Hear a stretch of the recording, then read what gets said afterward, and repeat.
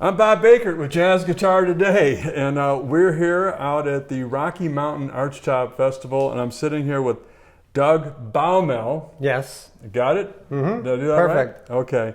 With the Archtop Foundation. That's right. And the Archtop Foundation, which camera am I looking at? The Archtop Foundation is a not-for-profit organization that was conceived for something that Doug's going to tell you about, and I think it's pretty exciting stuff. Probably the most significant thing that's their public effort is the Blue Guitar Collection. Yes.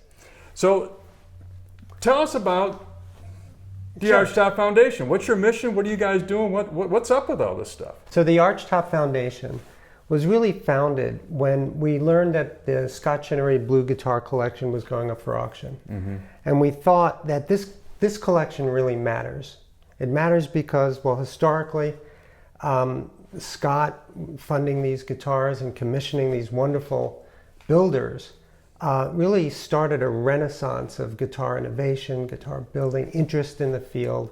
It attracted players, and it really gave a shot in the arm to this whole industry and really put this magnificent type of instrument in the public awareness in a very strong way. And we thought, well, this is a collection that really does matter. And it's been locked in a vault for 25 years. And we thought, if somebody else buys this thing, it's going to be locked in the vault for another 25 years. Right. So we got together and we created this foundation to make these guitars sing again. I mean, the purpose of these guitars is not to be locked in a closet somewhere.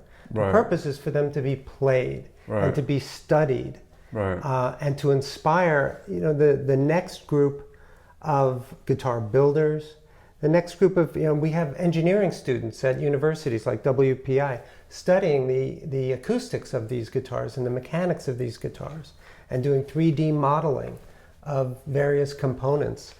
So luthiers are studying these to see how the techniques that went into building all of these guitars, and they're all so very different from each other.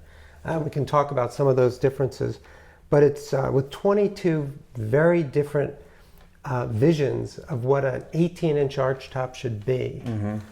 You get a breadth of innovation, of artistic interpretation, of feel, of sound.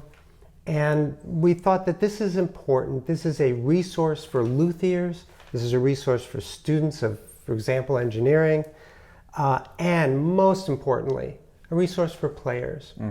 So we're here at the Rocky Mountain Archtop Festival, and we had the opportunity to bring a handful of these guitars to the main hall last night. Sort of unannounced little surprise, and there were some players there, you included. And we got these blue guitars, some of them, in the hands of just folks that showed up. And do you remember the look on some of these faces? Well, yeah. It was amazing. Yeah, it is amazing, actually. And I will bet you, and some great music came out of these guitars from amateurs, from people that just showed up at the show. And I will bet you that those guys that held these instruments, that played these instruments, went back to the woodshed and started playing more. Because these guitars become part of your identity. It's like being a Woodstock, that stays with you. Right. And playing these guitars, holding these guitars, being part of this is meaningful. Right. And we think it will inspire, and that's our mission, to inspire the next generation of archtop builders, guitar builders in general. I mean, the technology and the thinking that goes into these guitars, they are archtops.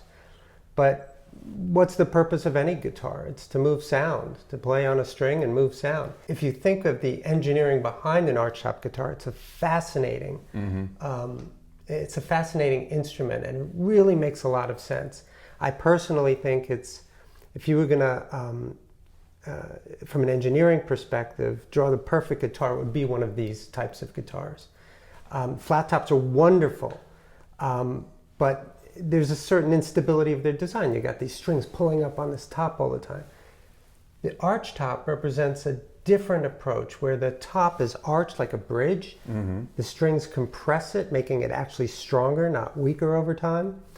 And it creates a different sound. This is the DeQuisto, which is Scott's first guitar in this collection. And actually, it wasn't a collection when he bought it.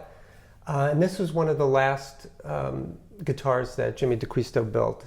He died about a year after he built this or so. And we think, to some way honor Jimmy's legacy, Scott had the idea of commissioning more guitars in the same style. They had to be 18-inch, which is a big guitar. They had to be 18-inch bouts. They had to be, of course, archtops. They had to have a 1 7/8 inch nut, which is Scott was big. And so these are big guitars. And they had to be blue. And not much else. That's enough. And then he commissioned over the years 21 additional builders, high-end builders, builders of all types actually, to create what they envisioned was their perfect archtop. Right. And the collection has, if you look at this guitar, there's not a lot of what I'll call bling. There's not a lot of engraving, and there's not a lot of, there's really no significant inlay. There's wood. It's all wood, pretty much. The bridge is all wood. It's got an innovation with this sliding wedge to adjust the bridge height. But it's very sparse in terms of its appointments. A Stradivarius does not have a lot of inlay. Yeah, no bling. Okay, yeah, no bling. Yeah. So we get it. We get it. But you take a look at some of the others, the Bojo guitar, and that is blinged out to the max. Right. That is got religious iconography all over it, and it's a beautiful guitar, and it sounds great. But it's a very different approach. Right. I think Jimmy built this guitar to be played. Well, I think, yes, absolutely. Yeah, to be played. So there are art guitars, which have bling. And then there are guitars that are meant to be played. And then there's all kinds of things along that line continuum that go from one to the other. So just to kind of sum up, you guys started this organization. Yeah. Going back with Scott Chinnery, here's a guy that had a boatload of money, a boatload of desire, an authentic want and need to create something really, really cool for himself. Something that most people will never be able to afford to do, to be able to go out to 22 of the top luthiers in the world and commission a blank canvas, no holds barred, which blows me away. Yep. Okay, so he comes up with this great collection, unbelievable collection, and you guys put together a pool of money somehow, some way, somewhere, to be yet to be named later, et cetera, et cetera, et cetera, to bring this thing to the public. To make it relevant again? To make this thing relevant. I mean, high five. Thank you. That's incredible. And so, the Archtop Foundation, I mean, this is just the beginning of your efforts. Well, the interesting thing, we just announced it at this festival, we're commissioning a few more. We're going to have a group of new blues. All right. The new blues will be a different specification. They won't be 18 inches. Because modern guitar players don't want an 18-inch guitar. And there's plenty of them in the collection. Yeah, there's a reason for 18 inches and there's a reason for not 18 inches. Exactly. So Megan Wells, for example. Right. She is a specialist. Look at her collection. Right. There's small guitars. She's a great wonderful builder. Yeah, great builder. And has really focused on the smaller body guitars. Right. So she was selected to bring that sensibility to the new collection. And then maybe somebody like Ken Parker. Ken was selected because, and you might argue Ken should have been in the first. He's one of the more established builders. Should have been in the first collection. But now this is a chance to see what Ken's been up to for the last 20 years. I'm a huge Ken Parker fan. So am I. You play his guitars, they're like from another world. It's a Bosendorfer in a world full of non-Bosendorfers. And the technology that he developed. Talk about innovation. Huge fan of Ken Parker. Yeah. So the new blues will have different shapes, smaller. They will have floating pickups because the modern player is plugged in. Yeah. But they have to sound good acoustically. Right. They have to be acoustic guitars with a pickup. Right, got it. They have to be not 1 7/8 width, but 1 3/4. Okay. Which is a more typical. Yeah, right. Yeah. Much easier to play for most of us. Right. They have to be blue. That's not going away. And of course. But somebody wants to make a 7-string, a fan fret. Right. Well, you're opening up the canvas. Opening it up. You're opening up the canvas. And I want to mention Chris Mirabella. Chris is wonderful. Wonderful builder. And Wyatt Wilkie makes great guitars. Yeah. No, I just saw a couple of his instruments last night from the for Pacific first time. Northwest in Canada. Fantastic. So there's some more Canadian builders we're looking at, and we're trying to open it up and encourage people to be more creative. And so we were talking last night about this interview and the message that that you guys wanted to get out. And one of the things that you want to get out is you want to see these guitars get played and recorded. Yes.